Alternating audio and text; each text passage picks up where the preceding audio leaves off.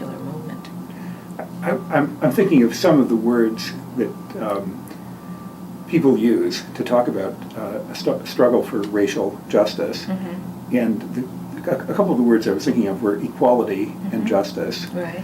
But I'm kind of wondering, maybe those were not the lead words. Maybe I that's think not they the were phrase. up to a certain point in the civil rights movement, Mm-hmm. but I think the more we understood that we were part of a worldwide Mm-hmm. struggle for freedom, right? Mm-hmm. The more we realized this was about human rights and began to speak of the movement in those terms. Mm-hmm. Right? So freedom and justice, yes, but affirmation of ourselves as human beings who had a right to make certain demands. Mm-hmm. Yeah, that's very interesting.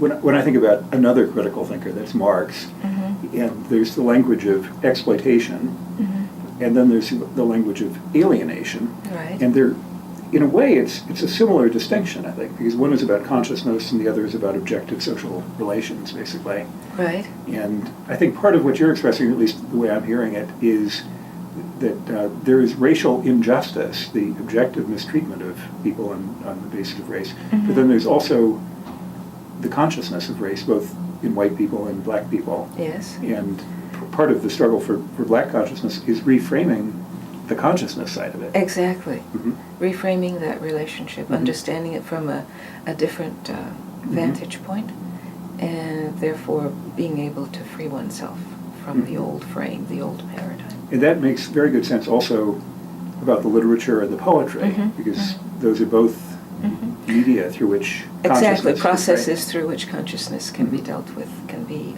heightened.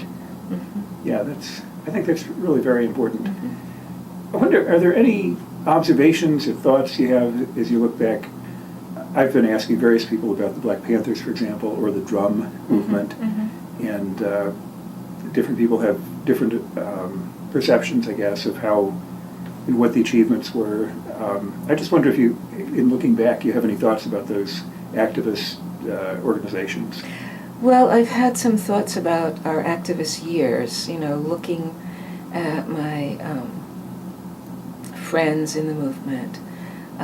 We were so riveted, day by day, every day, with work that we were trying to do, and focused outwards on the objective conditions of struggle.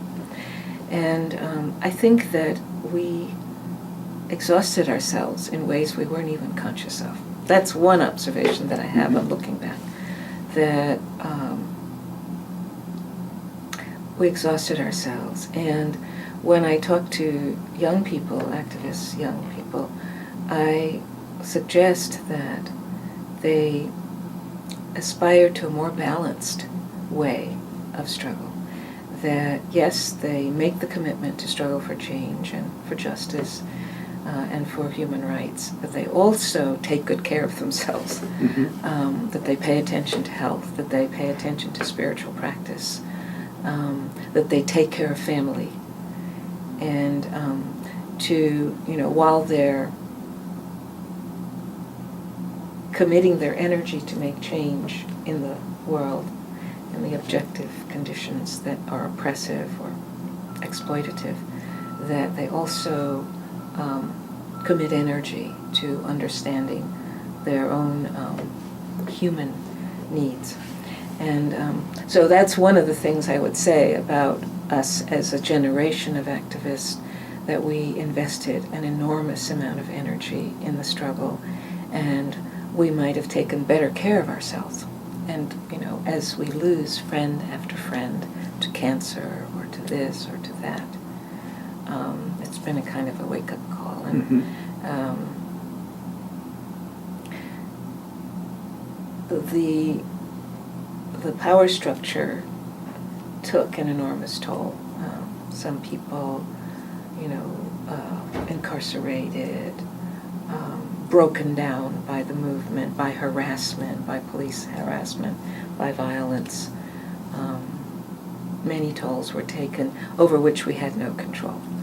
But the sort of personal maintenance, nurturing of individual and family connections. I think that's really important. Mm-hmm. And so when I talk to activists, I try to point that out, and I encourage them to think through those things, how they can achieve that balance of, and some of our really wonderful writers like Toni Cade Bambara, she would say how you can be spiritually strong and a warrior. Mm-hmm.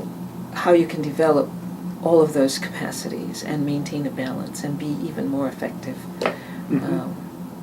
in the struggle for change. Mm-hmm. So. Well, that seems very, very wise. Mm-hmm. I'm reminded of I guess it was a newspaper article I read about health disparities, black and white health disparities. And I think the surprising statistic wouldn't necessarily surprise you, is that even controlling for income, the disparity between black and white health status is huge. Huge, it is. I know that, and I think many people find it difficult to understand, and it's very easy for me to understand, because black people, just ordinary working people, not involved in any struggle for change, experience so much stress on a day-to-day basis. That was exactly the hardships of, dealing with racism in their workplaces, wherever they go in the country, and all the disparities that come from being, black in America. Those take a great toll.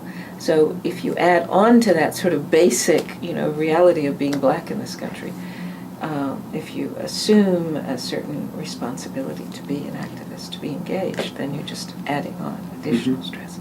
So, yes, I think we can see now, when we look back and we see how many of our fellow activists are not with us anymore, then it makes it very clear that we were not getting off as easily in terms of what we were paying, what sacrifices we were. We just weren't aware of the toll it was taking at that time. Yeah, there was kind of a future debt being incurred. Yes, exactly. Which is a very unfortunate thing to realize. It very is. sad thing It to realize. is. And so, I take every opportunity to tell young activists, watch out.